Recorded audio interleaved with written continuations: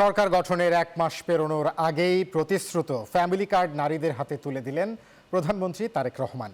এই কর্মসূচির পাইলট প্রকল্পে রাজধানীর কড়াইল বস্তি সহ বিভিন্ন এলাকার উপকারভোগীদের মোবাইল অ্যাকাউন্টে পৌঁছাতে শুরু করেছে ভাতার টাকা।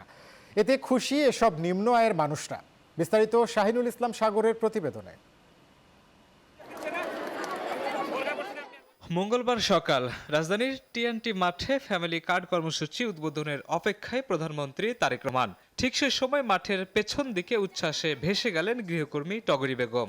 কর্মসূচির উদ্বোধনের আগেই তার মোবাইলে চলে এসেছে ফ্যামিলি কার্ডের ভাতার টাকা।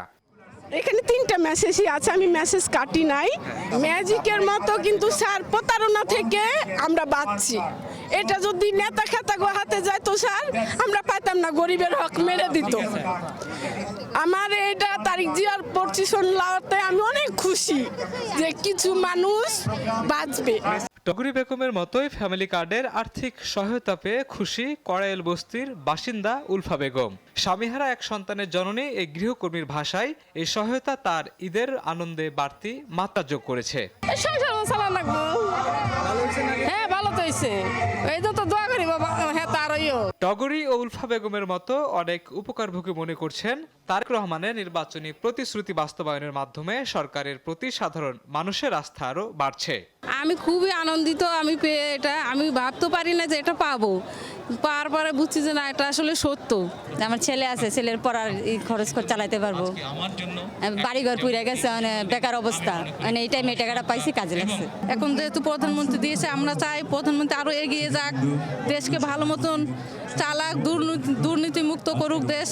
তবে ভবিষ্যতে অর্থের সমমূল্যের খাদ্যপণ্য সহায়তা দেওয়ার পরিকল্পনা নিয়ে অনেক উপকারভোগীদের ভিন্ন মত রয়েছে।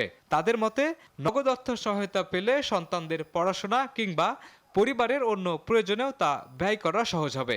পণ্য দিলে আসলে পণ্যগুলো আমরা তো খরচ করতাম ঠিকই, কিন্তু টাকাটা দিয়ে মনে হচ্ছে বেশি উপকার হয়েছে, কারণ টাকাটা দিলে আমাদের বাচ্চাদের খাতা কলমের জন্য আমরা ব্যবহার করতে পারবো।